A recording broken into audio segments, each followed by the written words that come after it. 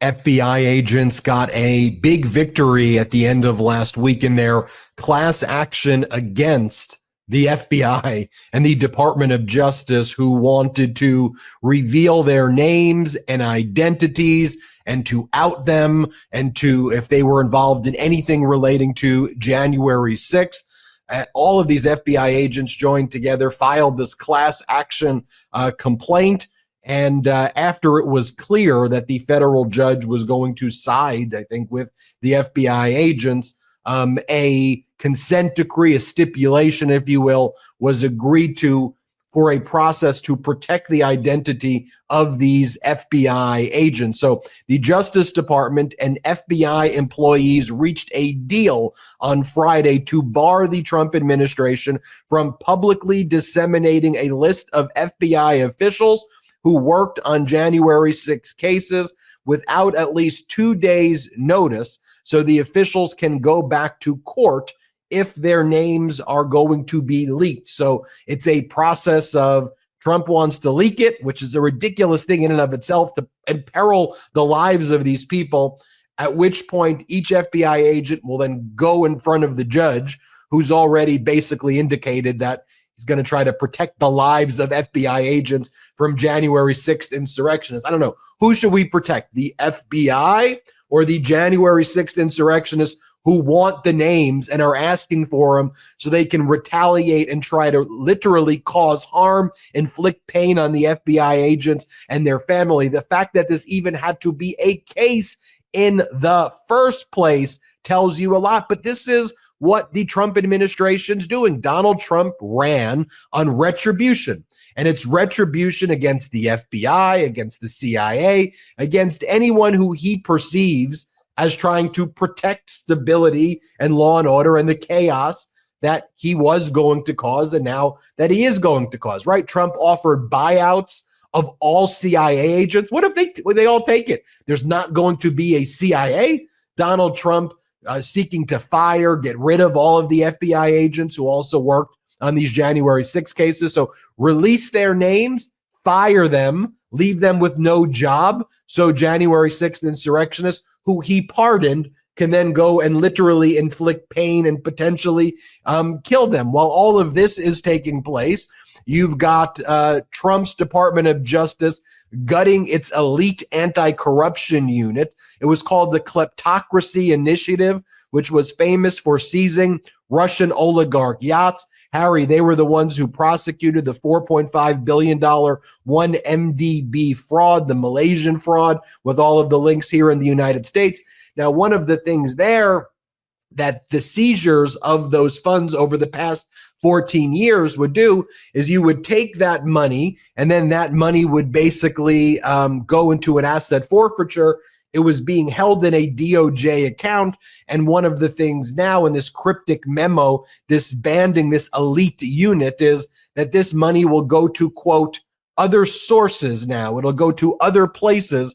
And where's that going to be? I don't know. The Trump, Elon Musk's, I'm speculating, but I don't think it's that hard of a speculation. The Trump, Elon Musk sovereign wealth fund that they've been talking about, where they want to, I don't know, do whatever they're going to be doing with this money. So, Harry, the FBI is under attack. The FBI agents are under attack, while Trump and all of his people are praising insurrectionists. But by the way, the United States Attorney of Washington, D.C., is out there writing memos as well, talking about here. Basically, looks like he's like serving as Elon Musk's law firm, threatening anybody who does anything to obstruct Doge. And I have an audio of Ed Martin I want to play for you, Harry, whose office recently fired dozens of the January 6 prosecutors. And this is a past audio of him where he believes that January 6ers will be revered and should be praised. So this is what the DC, like when I toss it over to you, Harry, let people know how significant that position is to be the United States Attorney in DC. So the fact that this guy's saying it here, let's play this clip.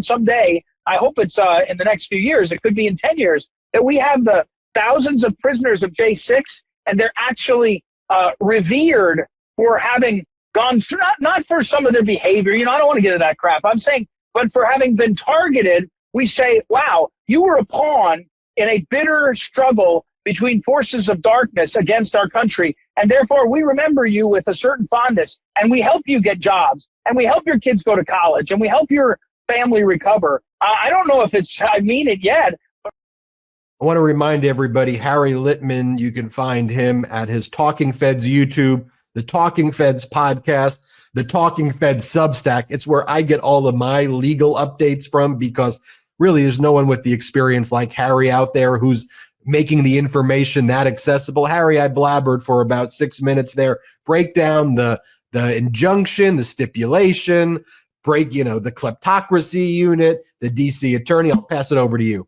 All right. And all good blabber, Ben, because a lot is going on and it's serious stuff. Yeah, let's start with Martin. He's the interim U.S. attorney, though he always calls himself the U.S. attorney. This is a guy he's his claim to fame for the last few years. The reason he's there, he not only extolled them, he was an election denier, and he's raised money for the guys. This is the guy, just that he's within a mile of the issue itself is crazy. He should be recused.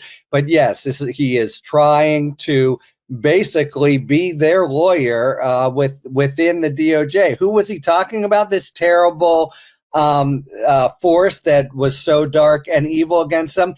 That would be the U.S. government. That would be the D.C. U.S. Attorney's Office, the very place that he's now leading. So in this total World 2 bizarro fashion, he's the guy now atop that bureaucracy, that very important office, and he's bossing them around in completely nasty ways to try to, in fact, effectuate the elevation of January 6 people as patriots. He's investigating all the people who worked on the aspects of the operation. He has fired people, or purported to. They're gonna sue him, and they're probably gonna win, who were brought in to work the January 6 cases. But that this is the guy is, as pristine an example of the sort of Earth 2, Earth 1 situation that's happening, where they really are the lunatics who have come in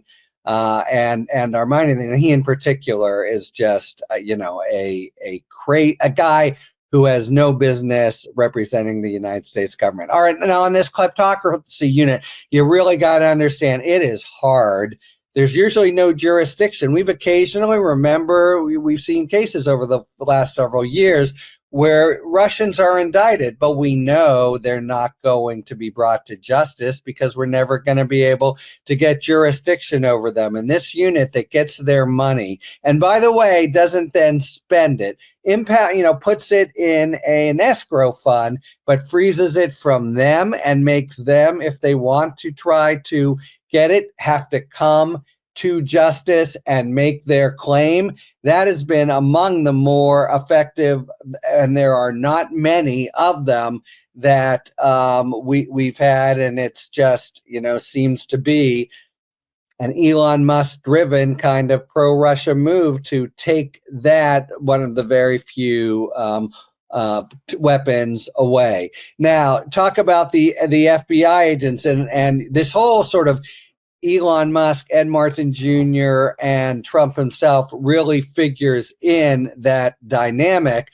because they're not allowed. It was an ingenious part of the lawsuit to include the Privacy Act. The DOJ says, give us all the names. FBI gave them the names. They didn't really have a choice. They have all these names, but they are justifiably worried that, there's a way that Trump has of disseminating these names. And just as you say, not an abstract worry. There were January 6 offenders who are pawing the stall, waiting to have said expressly, we want those names, and they obviously don't want to send them Valentines. So this is a concrete risk that it would get out.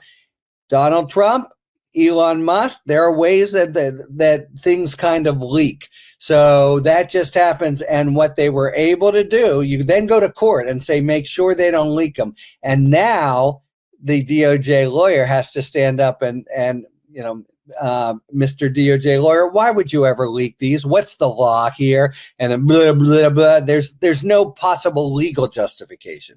So the plaintiff's lawyers were pretty smart about this.